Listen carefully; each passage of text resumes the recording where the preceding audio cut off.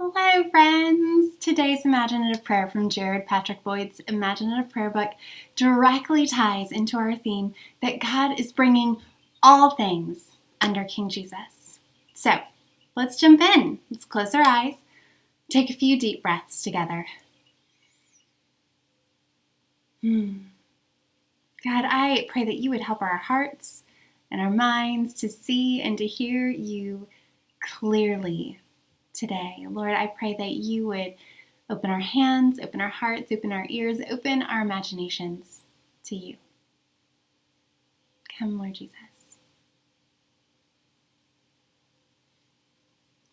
All right, imagine that you are standing once again in front of Jesus, King Jesus. And I'm going to ask you some questions, and you don't have to answer them out loud. Just think about the questions in your head. Do you remember how God became king? Do you remember the story of the king coming into town and offering help to the man injured on the side of the road?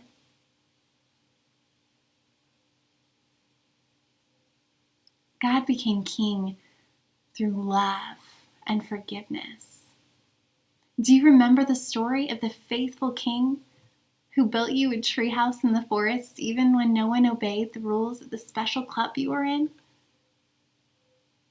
Do you remember the dark cave with the big faucets inside? Remember, as you look at Jesus, that this is the faithful king that you saw defeat the power of sin in that deep, dark cave. Remember watching as our faithful king turned off the stinky faucets of lust and gluttony, greed and sloth, wrath, envy, and pride. Have you ever heard the accuser, Satan, whisper accusations and lies to you? He's the one who reminds you of all the things that you do wrong and remind you that you're not perfect. He likes to destroy what God has made and make us feel bad and question what's true. He might even whisper lies like, "No one loves you," or even, "God couldn't love you after what you did." But even Satan, the accuser, is no match for King Jesus. Jesus is the king who defeated all of Satan's power and even the power of death. Imagine standing before King Jesus now.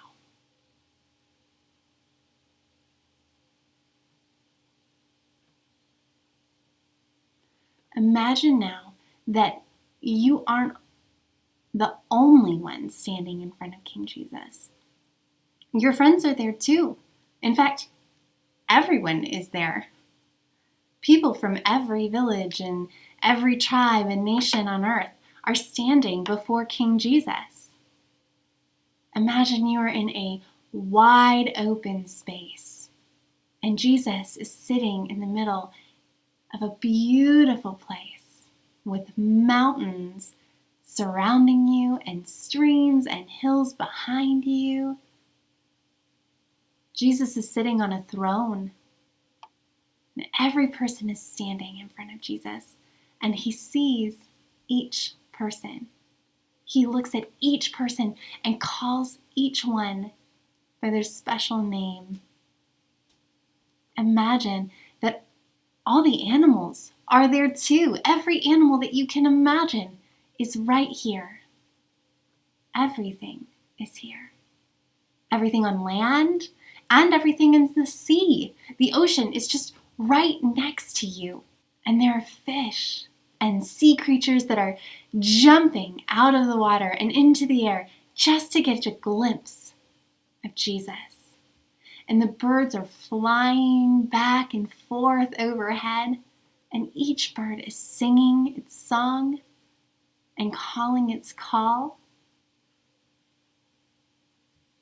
And then all the people start to sing, and they lift up their hands towards Jesus, singing praises to him. Sometimes they shout with joy, and sometimes they just stand quietly with their arms stretched out to feel on their hands the great love of God. Imagine you too are singing and that your arms are stretched out to Jesus.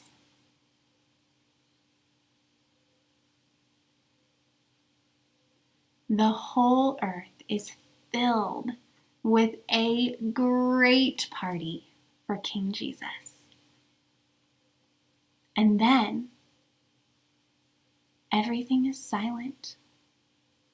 Everyone is quiet because Jesus is about to speak. Imagine you are quietly standing in front of Jesus.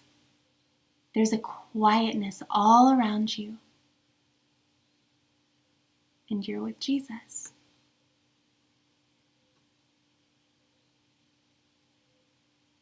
And then he speaks with the authority of a king. He speaks with boldness, and yet his voice is kind and gentle. You watch as each person comes before Jesus, and he gives each person instructions. Each person Jesus talks to bows.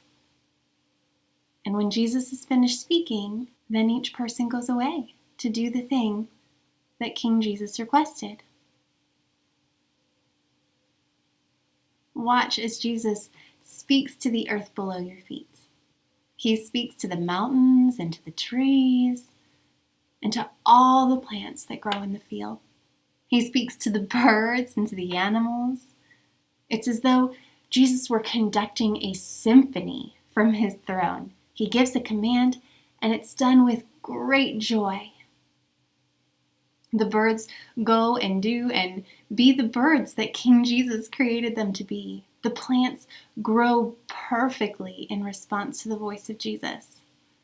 The animals help complete all sorts of tasks, each according to the way that they were made. Big animals doing big things and small animals doing small things.